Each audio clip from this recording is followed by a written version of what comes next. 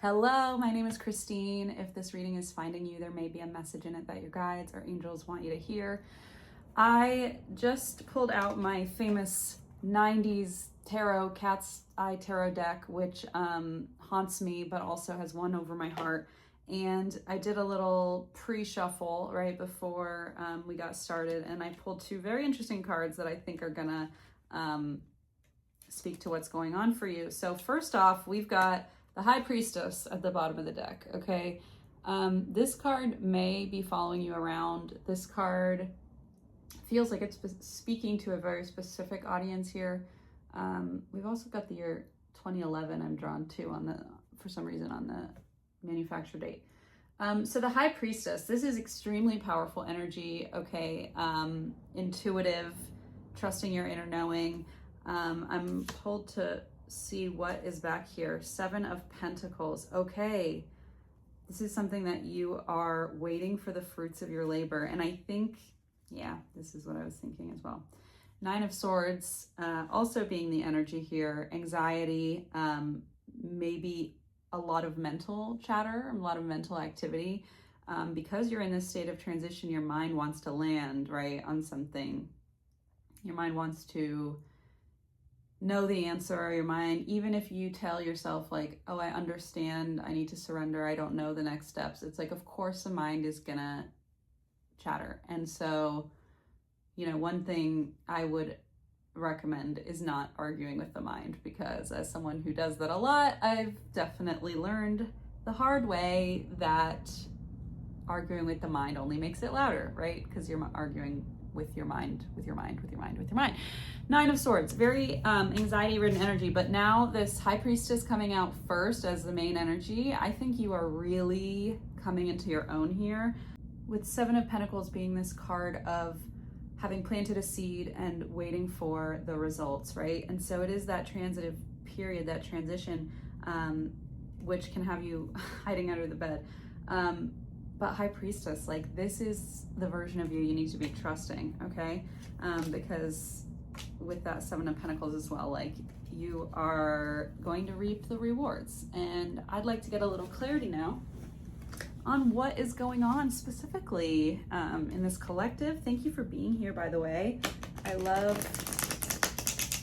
having the honor and privilege to kind of tap into your energy. It seems I'm going through a lot of the same stuff you are, so that seems to be how it's working, that we're kind of going through similar storylines in our lives, maybe different details, but similar themes or similar timelines as far as like breaking cycles. And a lot of you seem to resonate with the things that I am speaking of, which are 333 on the timer, which are directly linked to what I'm going through. So yeah, it's been a really cool experience and very healing for me. So thank you for being here.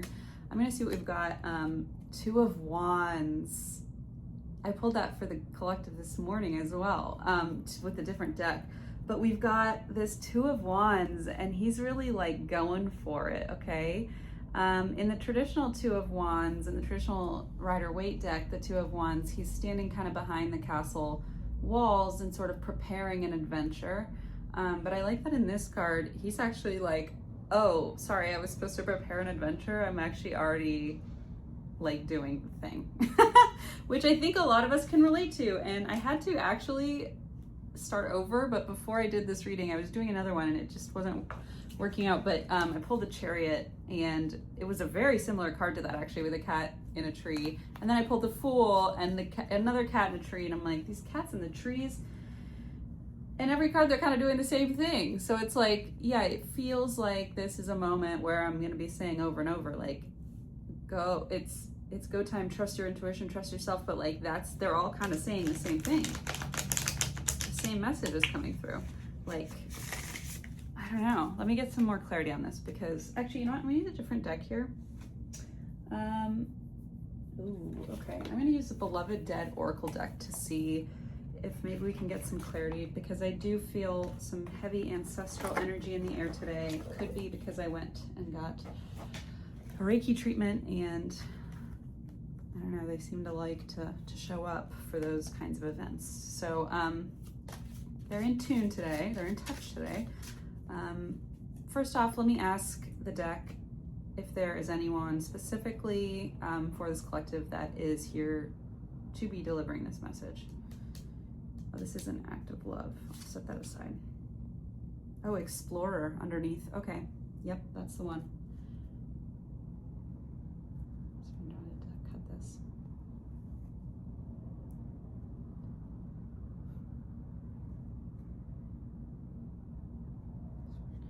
Okay, so I've got Appearance, 555 on the timer, Appearance and Explorer. These are the cards that I feel could be related to what's going on here or who's coming through. Okay.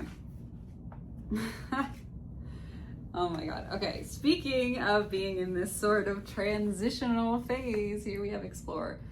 It says, who exactly sets out over rough seas or treacherous trails without any guarantee of safety or success? Who abandons familiarity and sometimes even family to answer the clarion call to something bigger than self? This is the energy in the heart of the explorer. This is the road less traveled, the courage to go where no one has gone before. I'm seeing the Strength card in my mind. It's a pioneering instinct that won't be or can't be constrained by the fear of failure. The beloved dead, there is no turning back. I just heard in my mind, there is no turning back. There's no turning back. The beloved dead of Explorer pays respect to those souls in the history of humankind who are farmers, frontier folk, and pioneers. They voyaged into the unknown with no how-to manuals.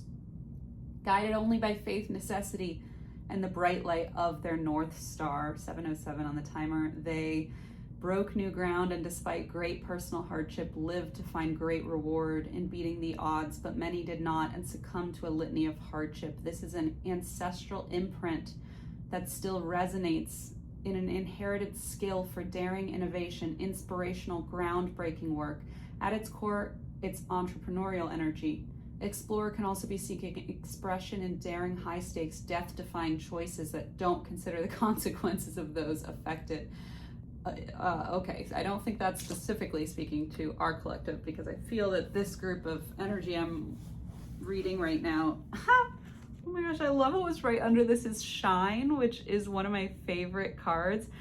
There may be somebody in your lineage who like broke the mold, and they are encouraging you right now because you are also following in that same path, and they are like, listen, they're like, you're doing it. Appearance was the other card I pulled, and I just got chills on my left side, which usually indicates a feminine energy. So, you know, take it if it resonates. Obviously, leave what doesn't. We have Appearance. When you receive this card, it's indicating an individual or loved one by details we've pulled this before, by details related to their physical appearance. Eyes, smile, true or false, dentures. Teeth, face, hair, skin, clothes, expressions, makeup, posture. It could also represent something memorable about their grooming or a dearly held attitude about the way they looked. Specific examples. Your grandmother had a weekly appointment with the hair salon. Your grandfather always wore his undershirt while eating hot soup. Your mother would rather die than to be seen without lipstick and pearls. Give me a moment because I want to tap into this. And this is not something I've done before, but I want to know if I can kind of... I'm smelling very strong, like floral perfume, probably a jasmine, also lilac lilies, scarves, energy of scarves, pearls. No, more like strands of like beaded necklace or scarves, gauzy scarves.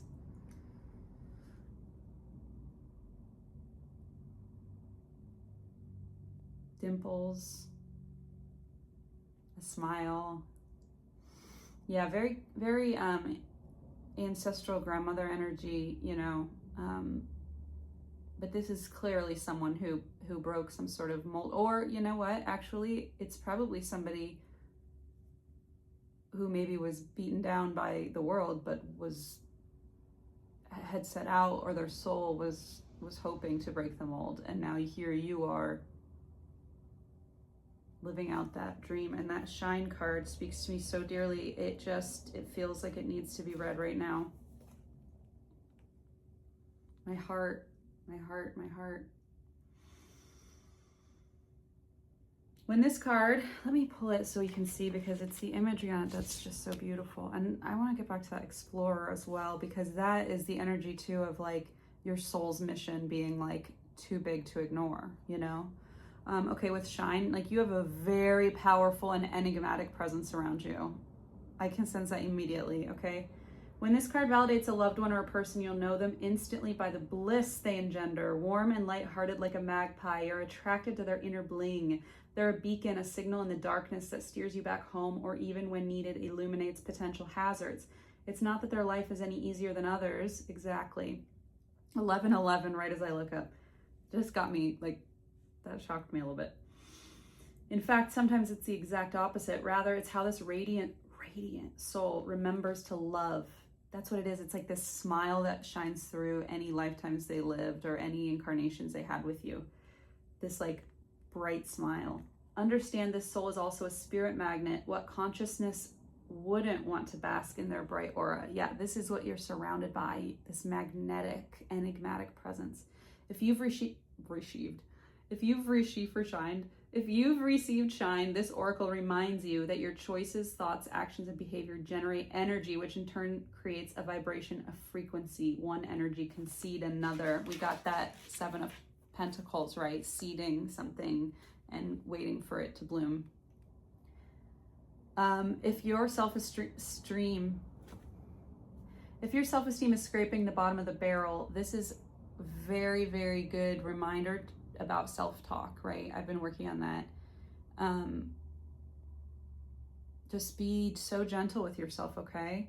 Your energy, when you're speaking to yourself in a certain way internally, it manifests outward, okay?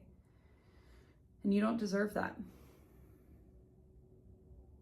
The beloved Dead of Shine asks, where are you in this range? It reminds you that when doing spiritual work for yourself or others, keep your vibrations as high as possible, or take some time out to rebalance and heal. Not only does this affect what you're putting out there and attracting in life, but also impacts any personal petitions to the universe. I just heard set it and forget it, right? Which is like such a mantra for those learning manifestation. It's this idea of planting a seed, and then rather than like obsessing, mentally ruminating over it, set it and forget it. You've done your part, and your job now is to trust that the universe will deliver, right? So you've planted that seed. This especially, there's no turning back, remember? You've planted that seed, it's begun to germinate, it will soon bear fruit, and it's too late to turn back. You don't want to turn back, but even if you wanted to, it's too late, because you've put in the commitment and you've made a promise to your higher self, and the universe said, all right, baby, let's go. Okay. Oh my gosh. Yeah, be good to yourselves, okay? Oh, this first card that came out, by the way, before any of the ancestor cards, was an act of love called As Is. Now, this also gives me kind of pretty big chills. So I'm gonna read what that is. I don't know that we've pulled this one before. No, we have not. Oh man, I don't know what this card is. I'm being drawn to say confidently this is going to be an important message, perhaps from this person, this shine individual, grandmotherly essence that you're really, really close with right now.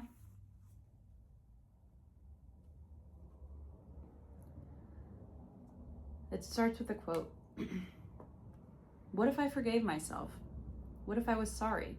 What if yes was the right answer instead of no? What if what made me do all those things was also what What if what made me do all those things what is going on with me today? What if what made me do all those things was also what had got me here? That's a quote from Wild. Here's the card, the oracle card for as is. You may want something to be dramatically different, if only. Maybe if I just, your ego rides in like the cavalry to help make sense of an unexpected and unwanted dynamic. This can't be, but it is. And so the ego tries to absorb the shock. When you receive the as is in a reading, it's activating a truthful acceptance and acknowledgement of a situation. It requires a removal of your rose-tinted glasses and willingness to surrender to something that, at least for a time, is manifestly out of your control. These following 3 little words, a stark and simple mantra, help ground you in reality and provide the closure necessary for you to move on to a new normal. There it is, there it is, there it is. Set it and forget it, okay?